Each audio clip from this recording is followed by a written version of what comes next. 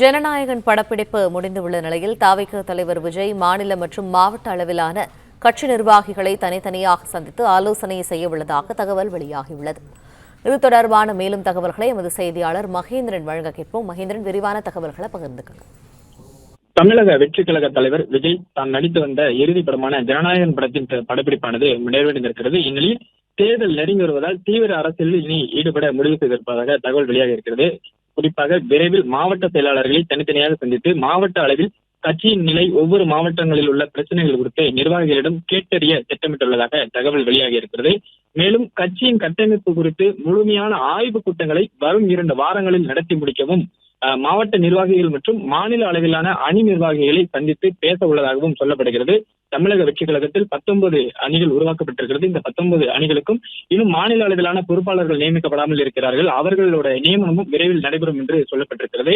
மேலும் மாவட்ட அளவிலான நிர்வாகிகளையும் தனித்தனியாக சந்தித்து விஜய் பேச இருப்பதாகவும் கட்சியின் அடுத்த கட்ட நகர்வுகள், தேர்தல் நோக்கிய பயணங்கள் குறித்து அவர்களிடம் ஆலோசனைகளை வழங்க உள்ளதாகவும் சொல்லப்படுகிறது. அடுத்த மாதம் சுற்றுப்பயணத்தை தொடங்கும் நிலையில் இந்த மாதம் முழுவதும் கட்சி நிர்வாகிகளை சந்திப்பது, பூத் கமிட்டி நிர்வாகிகள் குறித்து ஆய்வுப் பணிகள் மேற்கொள்வது, மேலும் புதிய நிர்வாகிகளை கட்சியில் இணைப்பது உள்ளிட்ட பணிகளை விஜய் மேற்கொள்ள உள்ளதாக தகவல் வெளியாக இருக்கிறது. பல்வேறு கட்சிகளிலிருந்து விலகியவர்கள் சிலர் தமிழக வெற்றி கழகத்தில் விரைவில் இணைய இருப்பதாகவும் தகவல் வெளியாக இருக்கிறது. நன்றி மகேந்திரன் தகவல்களுக்கு.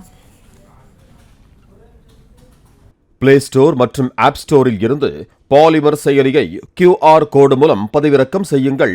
செய்திகளை உடனுக்குடன் பெறுங்கள்.